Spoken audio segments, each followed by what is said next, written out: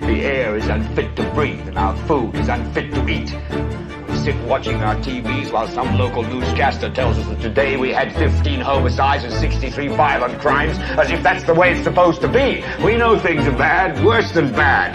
They're crazy. It's like everything everywhere is going crazy, so we don't go out anymore. We sit in the house, and slowly the world we're living in is getting smaller, and all we say is, please, at least leave us alone in our living rooms. Let me have my toaster and my TV and my steel-belted radios, and I won't say anything. Just leave us alone.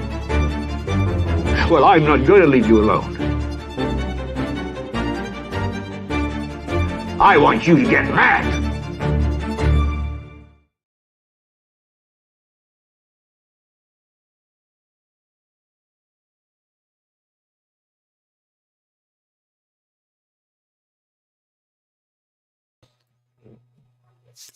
Hello, everyone. Sorry about that. Thought that was set out for sometime in the future. So apologies for anybody who was waiting.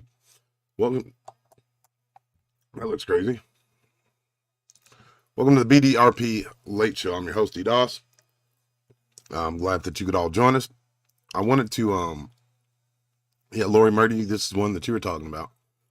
And I want to read you a little something, if I could. Now, a lot of people have asked me about this, what I believe were werewolves. But in Northeastern Oklahoma, there's a tombstone that belongs to a woman. And it reads, Mary, killed by human wolves. You see that? It's like, oh, that's kind of messed up. Killed by human wolves. So I found the official story, if I may share. So, deep in the heart of the Osage Nation in northeastern Oklahoma, there lies a cemetery shrouded in mystery and surrounded by whispers of a tragic tale from long ago. Among the weathered tombstones and fading memories, one marker stands out. That of a woman whose epitaph reads simply, killed by human wolves. The woman, known to history only as Mary, was said to be a member of the Osage tribe, living peacefully among her people in the late 1800s. But her life took a tragic turn one fateful night, when a band of outlaws descended upon the Osage camp, intent on causing chaos and destruction. These outlaws, known as the human wolves for their savage and merciless ways, were feared throughout the region for their brutality. It is said that they rode into the camp under the cover of darkness, their faces twisted in malice, and they set upon the unsuspecting inhabitants of Mary's tribe. Mary, caught in the midst of the chaos, was unable to escape the clutches of the so-called human wolves. They dragged her from her home, intent on doing harm to her. But Mary, known for her courage and strength, fought back with all her might, refusing to go down without a fight. Unfortunately, in the end, however, the human wolves were too much for her. They overpowered her, leaving her lifeless body to be discovered by her fellow tribespeople the next morning.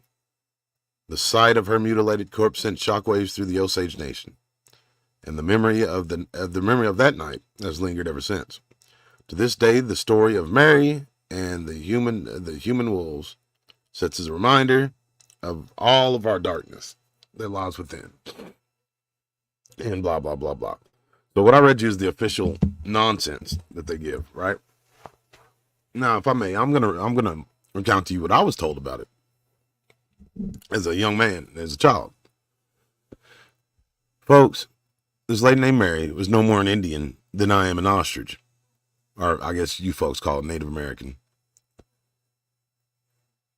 This jabroni who wrote this, I mean, I shouldn't call him jabroni. He may be a nice little punk. I don't know. But at any event, there's a lot of stuff that's factually inaccurate. One, there was no human wolves, a tribe of people that were even described that way in anywhere in Oklahoma that I've ever seen or heard of. I can't find any tribe that was passing through or that was here that were referred to as human wolves. The second part is, what I was told is that's exactly what they were, human wolves, men with wolf attributes. That this Mary was a white lady who was part of the Sooners. That name comes from our progenitors came from all over the place in what's called the land lottery. Now, it was all well and fine. It was going to be random. Some people got 100-acre farms. Some people got 5-acre lots. But it was a lottery, an old-fashioned, indiscriminate lottery. Well, a lot of people didn't like that fairness. So what they did is they laid in wait and just jumped out of ditches and out of bushes and jumped off trains and rented the shit out of people, took their flag that they were supposed to plant, did their paperwork, and buried them somewhere on that property. The settlers literally came here sooner than they were supposed to.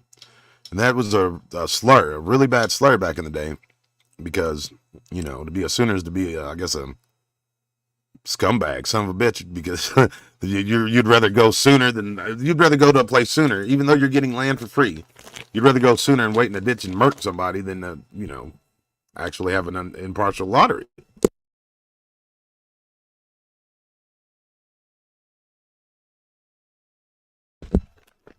I was told the human wolves were just that. They were wolves that walked on 2 legs, and they ripped that woman apart. By the time anybody found her, she looked like pulled pork. And the only thing that they could think of to leave for future generations is to tell exactly what it was that did that to her, because she wasn't the first nor the last. I'll give y'all a little bit of a hint. Some of y'all are real researchers. Some of y'all like to listen to stuff. But if you're a researcher and you're looking up this stuff, I suggest you look up wild animal attacks. And if you can a lot of times in the public. But look at some of the details of it. The killings are far too grisly, far too wild and unhinged. It looks like Jack the Ripper has been loosed on the people. That's one of these cryptids, in my humble opinion. And they'll always attribute it to black dogs, or black cows, rather. Black dogs. The black cow being the Sasquatch, the black dogs being guess who. There's other things like around the rivers. They'll say, and I may be wrong on this, so don't quote me, but I'm pretty sure they used to say an unnatural drowning or something of that nature. They wouldn't just say, oh, this person waded out too far in the water and he didn't have the strength to get back. An unnatural drowning. And some of these people are strong swimmers. It takes your mind back to those old Native American tales. How they live underneath the rivers. And there's no doubt in my mind, folks, if you go on Google Earth and look at any area, when I say any, I mean any area. Play Where's Waldo with it. Look up any area where you see these things, that they're prevalent, where they're prevalent. You will find, and you can see it from Google Earth, underwater coves. These coves connect to cave systems or tunnel systems. Sure as you hear me. So, for the skeptic out there who says, oh, well, these things are too big, they can't just walk up on somebody. You're right. I don't think they are just walking upon somebody. I think they'll pop up on somebody like a jack-in-the-box. You have all that loose, like, topsoil from the river. I mean, looks like Play-Doh in your hand. And beneath that's all the compacted dirt that's pushed together like concrete, all being held up together by the series of roots in these river bottoms. That's prime real estate. If you were 9 feet tall, 900 pounds of muscle, and there was 6 more that looked just like you, how long would it take you to dig a tunnel? Probably not that long at all, right? And I believe it's the Osage as well that say that the Bigfoot creature, a little off topic, but I think you might find this interesting. The Bigfoot creature is the cousin to the beaver. You hear me talk often about Chuck Schlapp's group, Oklahoma Chasing the Beast, to which Kumbo was a part of that.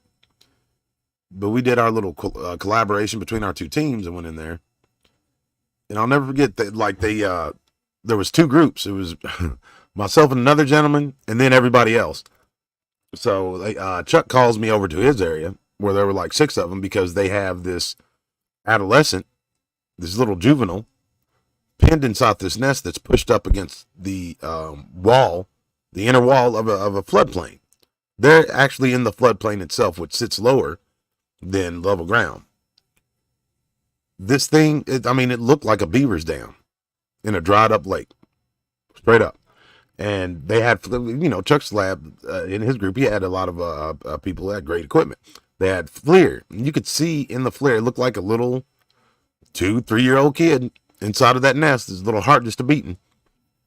And I don't know why I did. I just go based off my gut and instincts in the moment. But I remember walking up to the entrance, and it let me get all the way to the entrance. And by the way, the reason this was pertinent is because Chuck and his guys were pushed back to a certain. I mean, when they got over there where the nest was, not tried to approach it, they said the woods came alive back to their east, so they were kind of pinned in by the adults. I don't know if they thought that he was getting too close, or they're gonna turn and rend him for even thinking about going towards that nest. But the gentleman I was with, and he went on top of that bank and looked down into the nest, because again, it was in the floodplain. It set lower, and I just walked up to the entrance, and I didn't get to see anything except the flash of black as it ran into the bank. But up top, my partner was looking down, and he said that it looked like it ran into a hole and was kicking back dirt. When we actually looked inside of it, you could see there was a divot where there was a hole. So them being the cousin to the beavers makes sense. If you look at how big their feet are, how big their hands are, and how they just seem to appear and disappear with relative ease, I believe that's a rational explanation for it. They have these little tunnel systems like beavers, and as they go into them, they're collapsing them on top of themselves. Not on top of themselves, but behind them, they're collapsing that tunnel so nobody can chase it.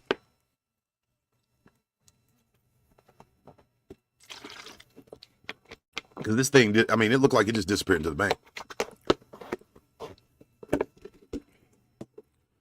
What's up, Rada? Rada 5892, Dave Doenbaugh, Lori Murdy, Qbot, Mainline Mitch, the great Steve Wolf, Jim Bob, Goody Gumdrops. So this lady, whether it was a white lady who came with the Sooners, or whether she was a Native American, I don't believe that killed by human wolves thing is some sort of a clever. I think they were saying that, yeah, she was killed by human wolves with humanoid appendages or characteristics. Let's see, what else was I going to tell y'all about?